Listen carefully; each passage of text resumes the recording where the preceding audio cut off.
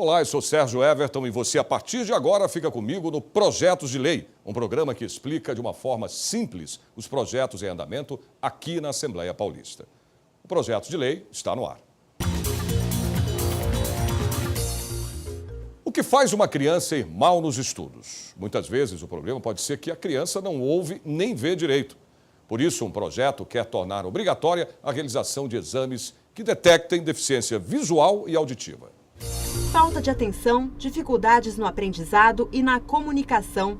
Esses são alguns alertas para um problema que atinge crianças em idade escolar. Uma criança que escuta, ela responde aos estímulos sonoros. Quando a criança não tem esse tipo de manifestação, isso já é um sinal de alerta. E é um motivo para os pais levarem a criança para uma avaliação com um otorrinolaringologista. Por meio do diagnóstico desse exame, é possível saber se o paciente tem alguma deficiência auditiva, em qual dos ouvidos e a gravidade do problema.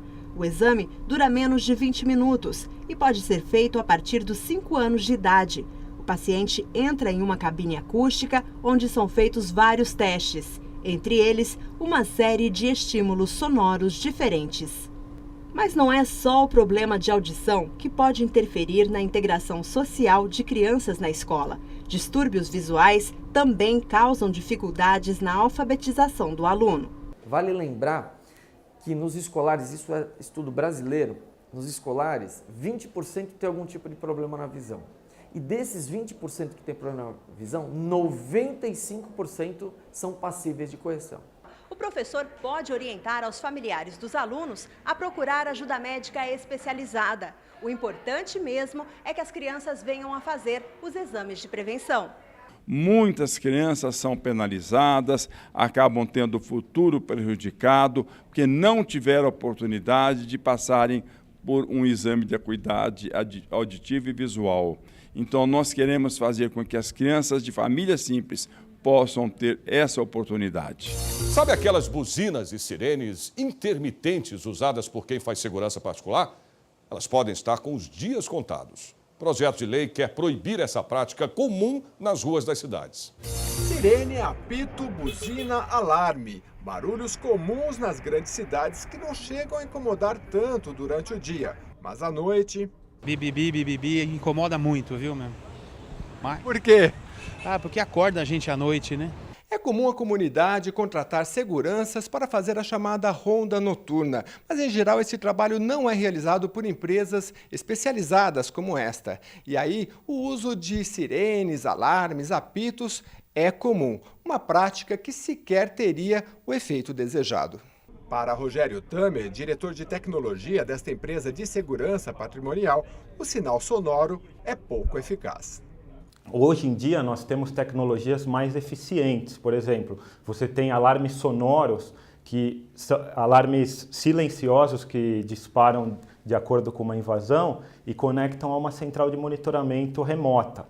E a partir disso, os operadores de monitoramento podem tomar uma série de ações, como chamar a polícia, acessar a imagem de uma câmera que existe no local, e isso é muito mais eficiente do que simplesmente um alarme sonoro que causa distúrbios à população local. Se a segurança for silenciosa, a saúde agradece. Otorrino e especialista em distúrbios do sono, Bruno Rossini, fala dos prejuízos de ser despertado no meio da noite.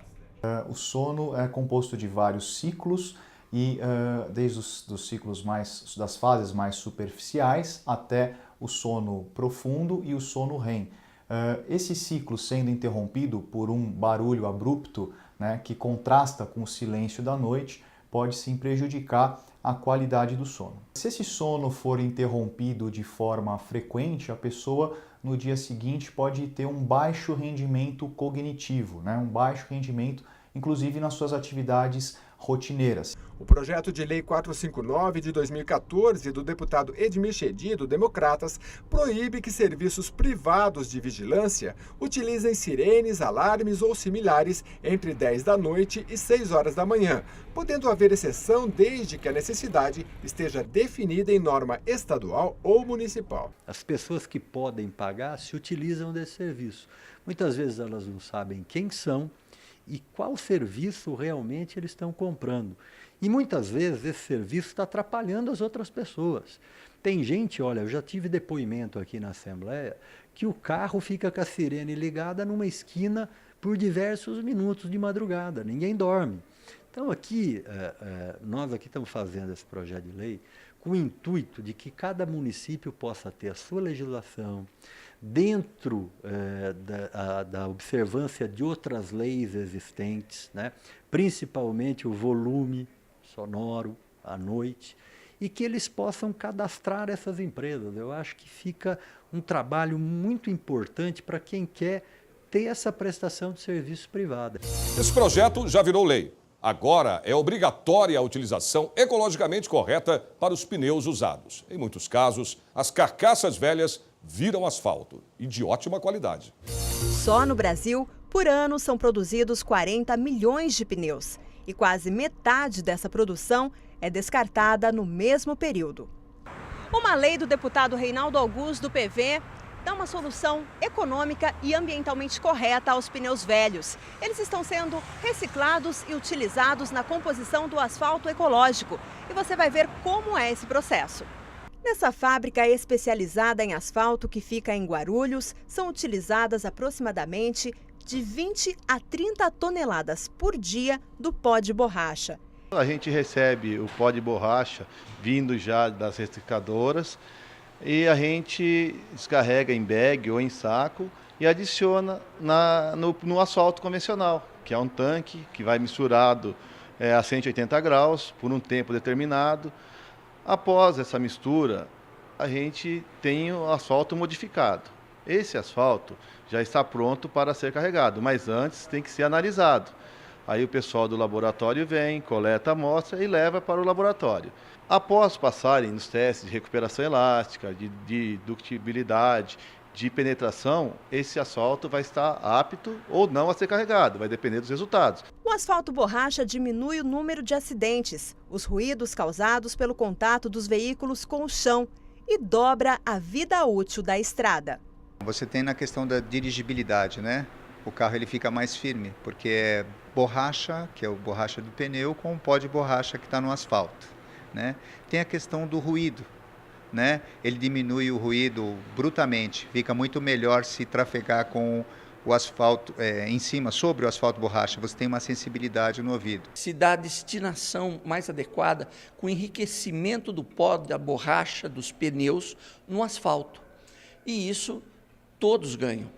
Ganham o meio ambiente, que esse material não fica mais jogado em qualquer lugar, ganha a saúde pública, que eram os pneus criadores de mosquitos e doença, Aedes aegypti, ganha também a todos nós que passamos a utilizar adequadamente um pneu que dá mais durabilidade ao asfalto.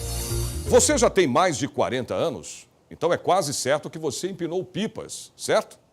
Pois é, o problema é que essa brincadeira já terminou em tragédia várias vezes. O projeto de lei quer acabar com os acidentes com as pipas. Daqui a pouco eu conto os detalhes, não saia daí.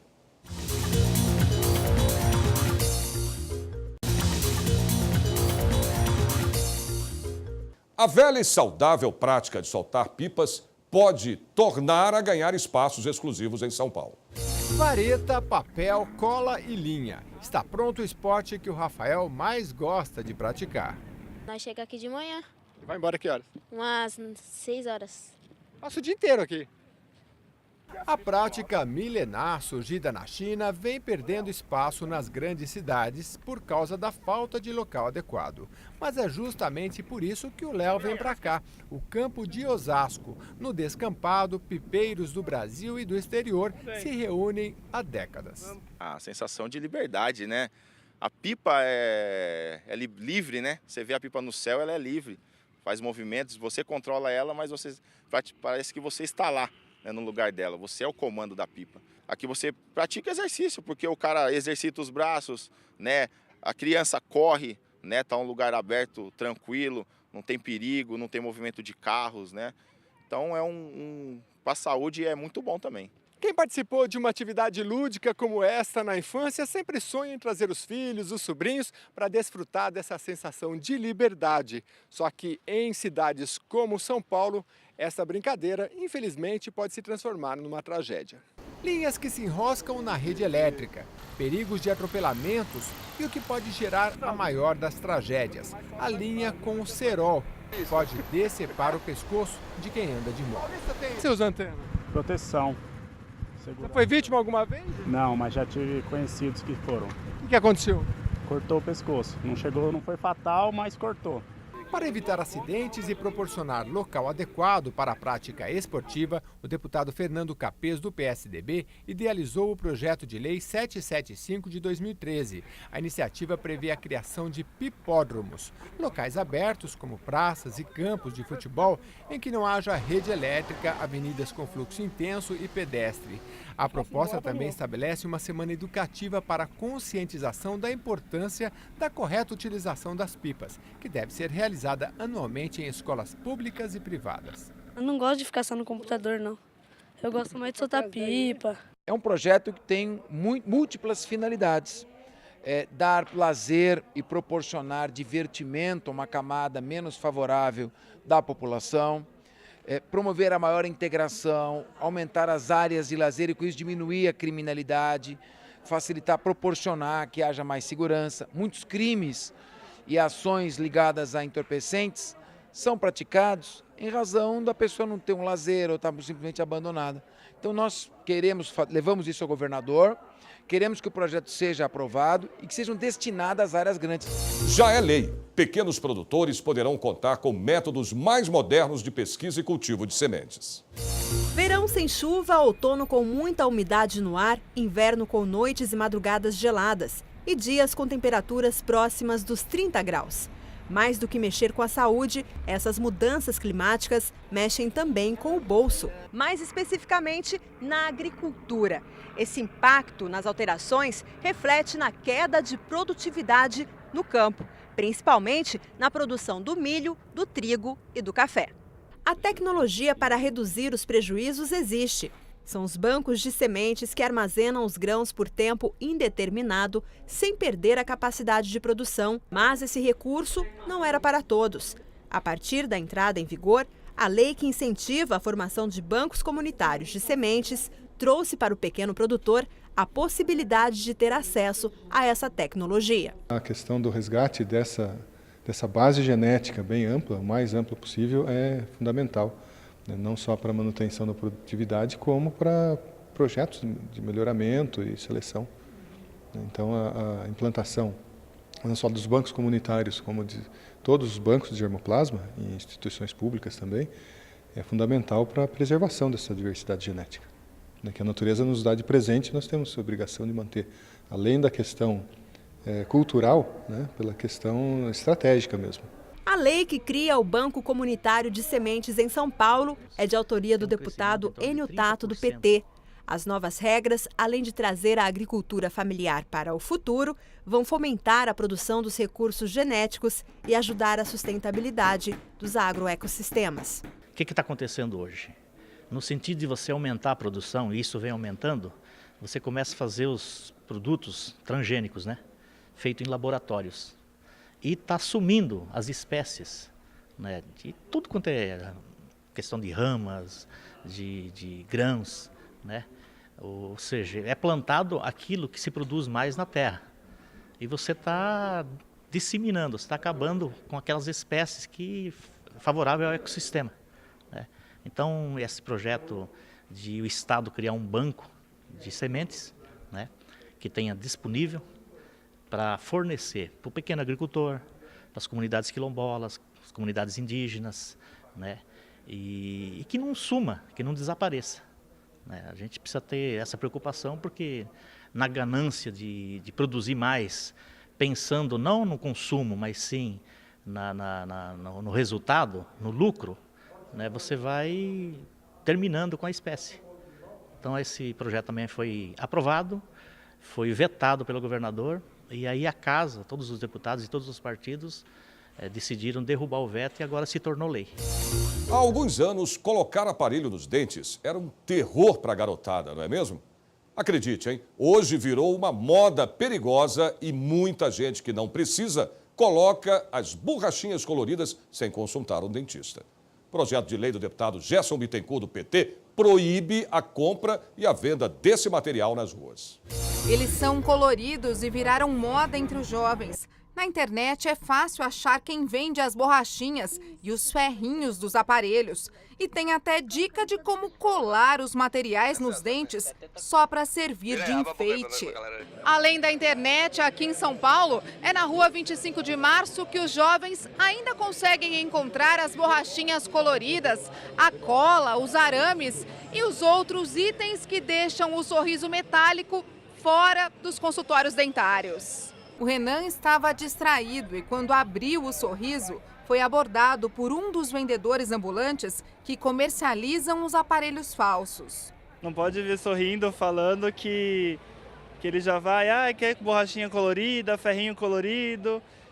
E aí não, obrigado. Sem saber que estava sendo gravado, este homem diz que mesmo com a fiscalização, continua vendendo os aparelhos. Como é que você vende? Acho que eu vendo. A pessoa chega pra mim, eu levo na fita e já era. Você cola também? Faço tudo. Um comércio que para muita gente não tem graça. Eu acho errado, por causa que se não fazer o tratamento certo, você acaba prejudicando você mesmo com o seu próprio tratamento dos seus dentes. E sem o seu sorriso você não é nada. Essa é a realidade. Se você não vai procurar um emprego, se você não tem um sorriso perfeito, você não consegue arrumar um emprego garantido. O Conselho Regional de Odontologia de São Paulo elaborou um pacote de 15 ações para discutir a venda indiscriminada dos materiais. As fiscalizações já resultaram na prisão de 4 pessoas. O presidente do CROSP explica que a prática facilita o exercício ilegal da profissão e é muito perigosa para quem se arrisca a colocar um aparelho falso.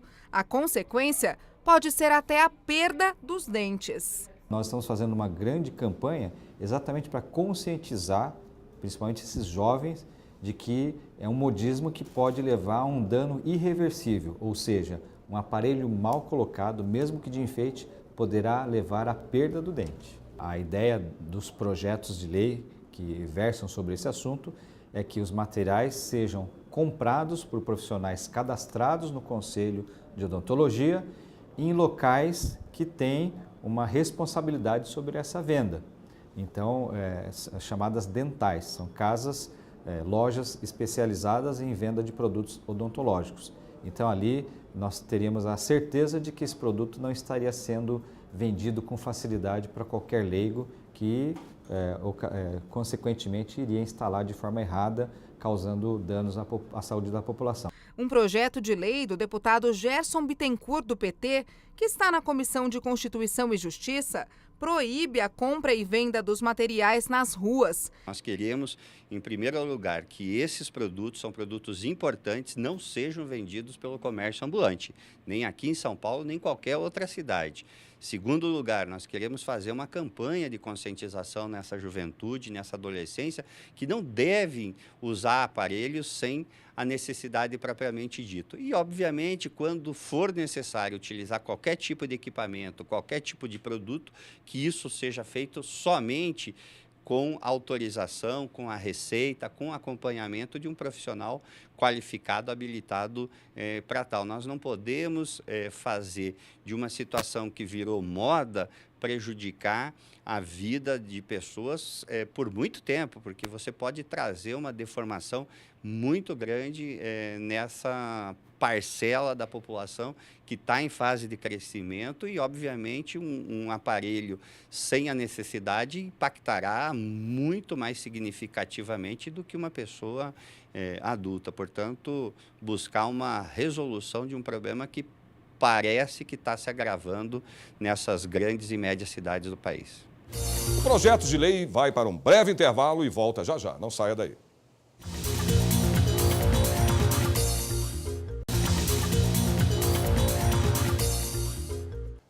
O projeto de lei em tramitação aqui na Assembleia Legislativa prevê a criação de uma Secretaria Estadual do Idoso para cuidar dessa população que cresce cada vez mais. Com o aumento da expectativa de vida, a população idosa tem apresentado mais demandas. O Estatuto do Idoso foi uma conquista, mas que precisa ainda ter muitas iniciativas criadas e regulamentadas. Segundo o Dr. Davi Braga Júnior, nós não nos preparamos para o envelhecimento. Cada vez mais nós vamos poder chegar em idades muito avançadas. E isso não é um atributo da medicina, é um atributo da sociedade, que evolui, que se trata melhor, que tem promoção e prevenção de saúde, que tem suporte social adequado, que lida com a diversidade, com perdas, com lutos, de maneira melhor. Com esta nova realidade, as pessoas com mais de 60 anos têm o direito a um atendimento médico de referência, cultura, lazer e atividades físicas. Elas estão cada vez mais dispostas. Ótima! Isso aqui para mim foi muito bom. Eu me sinto ruim quando eu não faço, porque fazendo você se sente bem. Você vê que eu fiz 15 minutos de esteira, estou ótimo. Eu me sinto bem, eu faço todas as atividades de casa, não tenho mais empregada. Falando em diversão, homens e mulheres nessa faixa etária estão buscando mais preencher o tempo. Os bailes da terceira idade comprovam isso. Eu acho que dançar rejuvenesce, dançar é tudo de bom. Eu me senti mais jovem, me senti mais disposta.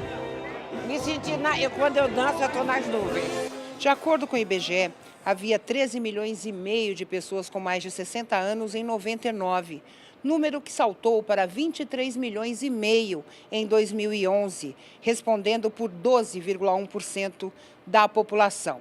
A expectativa é de que esse contingente chegue a 26 milhões em 2020. Para efeito de comparação, no mesmo período, a quantidade de crianças de até 4 anos de idade passou de 16 para 14 milhões. Com esse novo quadro, essa população mais velha tem que ter acesso a políticas públicas e ter garantidos os seus direitos. Por isso, o deputado Luiz Cláudio Marcolino, do PT, apresentou um projeto que cria a Secretaria Estadual do Idoso. Esse projeto é para atender nessa nova demanda da realidade da nossa sociedade, que a cada década que passa aumenta o número de idosos e hoje nós não temos espaços para atendê-lo. Seja um espaço de convivência, seja um espaço para qualificação, seja um espaço para prepará-los para desenvolver uma economia solidária, uma economia informal, porque quando a gente se aposenta, quando a gente entra numa idade, quando nos tornamos velhos, idosos, a nossa vida produtiva ela é intensa. E o Estado ele tem que olhar para essa população que tem uma vida social intensa, que são pessoas que querem e são produtivos hoje e precisa ter um apoio do Estado. De cada 10 roubos de cargas registrados no país, 5 são no estado de São Paulo. Pois é, e para diminuir esse número, um projeto de lei prevê punição severa para empresas e estabelecimentos que forem flagrados com produtos roubados. A lei foi um duro golpe na lucrativa indústria do roubo de cargas, que movimentou ano passado quase R$1 bilhão, segundo números do setor. Antes da lei, o setor que movimenta 7% do PIB e congrega cerca de 3.500 grandes transportadoras, tinha vacinas próprias para impedir a ação de quadrilhas. Esta empresa de São Paulo, com mais de 35 anos de mercado, chegou a gastar 16% do faturamento em controles de rastreamento e segurança. Isso nos anos 90, quando o roubo de cargas chegou com força. Hoje, o gasto está em torno de 6%. Hoje, o gerenciamento de risco numa transportadora como a nossa, considerando que nós já temos uma série de investimentos já amortizados, notadamente na área tecnológica, ele custa cerca de 5,5% a 6% na nossa transportadora. O Estado de São Paulo responde por 50% do roubo de carga no país. Remédios, cigarros, pneus, produtos eletrônicos estão entre as cargas mais visadas. Nesta transportadora, com 1.800 caminhões na rua, rastreadores são capazes de responder de maneira imediata qualquer ocorrência. Mesmo assim, os roubos não foram zerados. Enxugar gelo. A polícia desbaratava quadrilhas, mas a organização criminosa rapidamente retomava a atividade por causa da receptação de produtos roubados. Para entender a amplitude da lei, basta dizer que ela pune com multa que corresponde ao dobro do valor da mercadoria roubada. O projeto consiste em descredenciar qualquer empresa, qualquer comerciante que receptar carga roubada, ou seja, esses comerciantes, supermercados, o comércio de uma forma geral, que compra carga roubada, ele é descredenciado na Fazenda do Estado, ele não pode mais comercializar, tem a sua empresa fechada, além de ter uma multa muito grande. Eu acho que é um projeto, se a gente não consegue aumentar a segurança para que não tenha o roubo de carga, nós temos que dificultar o receptador, que esse hoje é o grande problema nosso.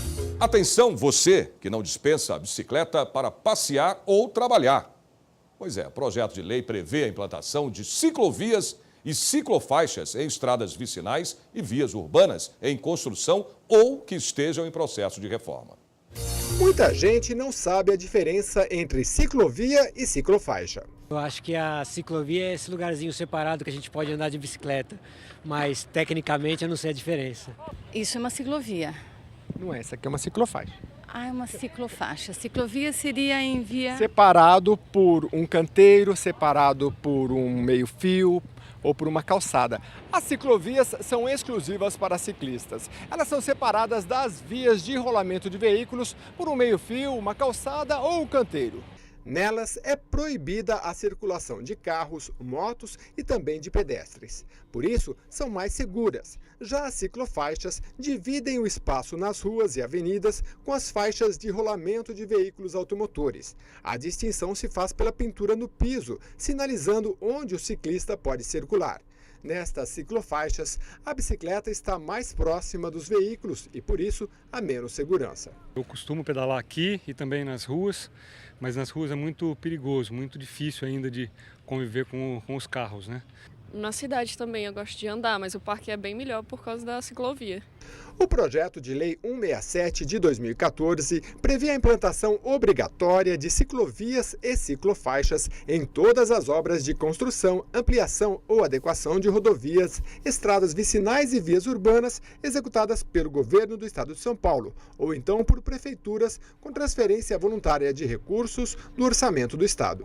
Para Marcos Maranzon, coordenador da Federação Paulista de Ciclismo, todos ganham quando as bicicletas passam a fazer parte da mobilidade das pessoas.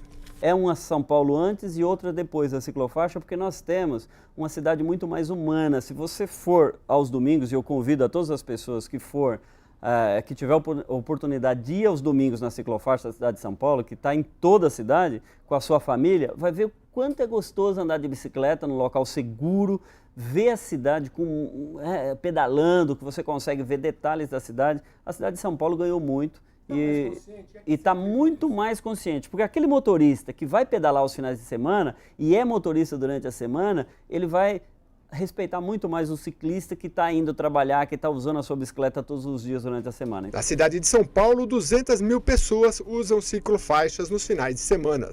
Para ampliar o modal, não só na capital paulista, é preciso pensar em um planejamento cicloviário para as cidades, diz a arquiteta Juliana de Campos. Se a cada reforma de via e se a gente ou novas vias a gente for implementando já planejado num planejamento cicloviário municipal, não projetos desconexos um do outro, mas com um estudo prévio de planejamento cicloviário, ou seja,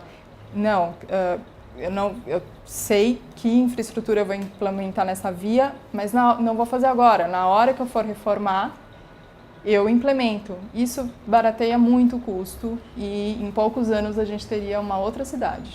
O autor do projeto de lei, deputado Beto Trícoli, do PV, explica a importância da bicicleta para o modal de transporte no estado. O projeto pretende corrigir uma falha do poder público, quando faz uma obra, seja município, seja governo estadual ou federal, quando vai fazer uma obra nova, quando vai fazer implantar uma nova estrutura viária, que faça a previsão dos modais, dos modelos, não é? Pedestre, ciclista, transporte individual, transporte coletivo, seja rodoviário ou até a previsão de possibilidade de instalação de trilhos, não é? De alguma forma, o projeto contempla a reivindicação dos cicloativistas, aqueles que entendem que a bicicleta é uma possibilidade para combater o caos que se instalou nas cidades brasileiras, principalmente as paulistas. O programa Projetos de Lei fica por aqui. Nós temos um novo encontro na semana que vem. Até lá.